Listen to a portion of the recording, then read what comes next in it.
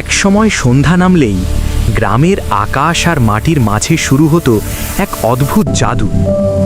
হালকা বাতাস বইছে, দূরে বাঁশবনের শব্দ, পুকুরের ধারে ব্যাঙের ডাক, আর ঠিক সেই সময় অন্ধকার নামার সাথে সাথে হাজার হাজার ছোট ছোট আলো জ্বলে উঠত চারদিকে।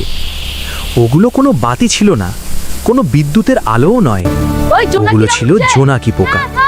যারা গ্রামের সেই পুরনো দিনগুলো দেখেছে তারা জানে এই দৃশ্যটা কতটা অপূর্ব ছিল।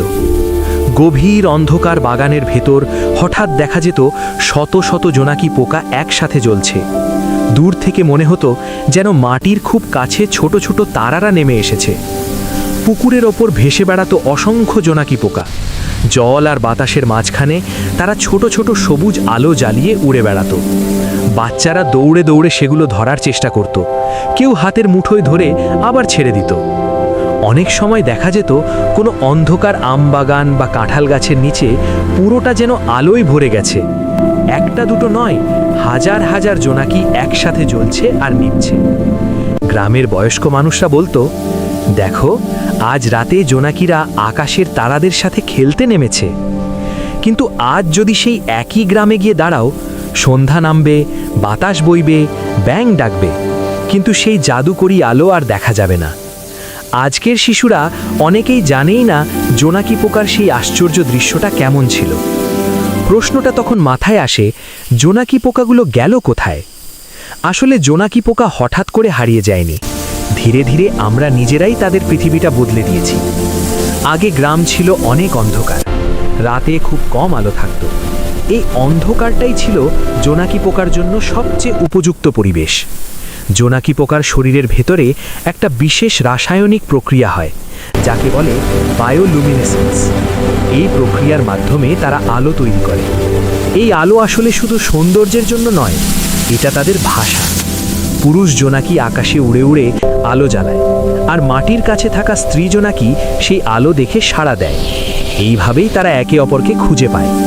কিন্তু যখন চারদিকে বিদ্যুতের আলো বেড়ে গেল, রাস্তার লাইট, বাড়ির লাইট, দোকানের আলো, তখন সেই ছোট্ট আলো আর স্পষ্ট করে দেখা যায় না।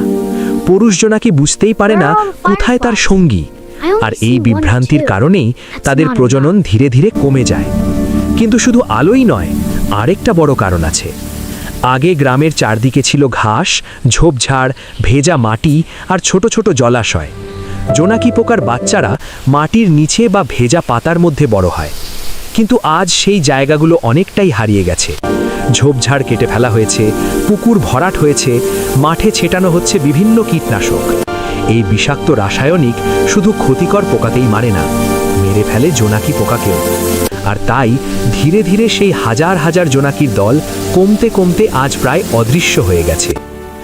আজকের রাতে যদি তুমি কোনো গ্রামের পুরনো পুকুরের ধারে দাঁড়াও, হয়তো খুব ভাগ্য ভালো হলে একটা বা দুটো জোনাকি দেখতে পাবে। কিন্তু সেই হাজার হাজার আলোয় ভরা রাত, সেটা এখন শুধু স্মৃতি। তবু আশার কথা হলো, পৃথিবীর অনেক জায়গায় মানুষ এখন আবার জোনাকি বাঁচানোর চেষ্টা করছে। যেখানে রাতের আলো কমানো হচ্ছে, কীটনাশক ব্যবহার কমানো হচ্ছে, আর প্রাকৃতিক ঝোপঝাড় রেখে দেওয়া হচ্ছে। কারণ মানুষ বুঝতে শুরু করেছে, জোনাকি শুধু একটা পোকা নয়, ওরা প্রকৃতির ছোট্ট এক জাদুকর, যে জাদু একসময় পুরো গ্রামকে আলোয় ভরিয়ে দিত। হয়তো আবার কোনো শান্ত অন্ধকার রাতে কোনো পুকুরের ধারে দাঁড়িয়ে তুমি দেখবে একটা ছোট্ট আলো জ্বলে উঠল, তারপর আরেকটা, তারপর আরও অনেক। আর তখন মনে হবে হারিয়ে যাওয়া সেই জোনাকিরা হয়তো আবার ফিরে আসছে।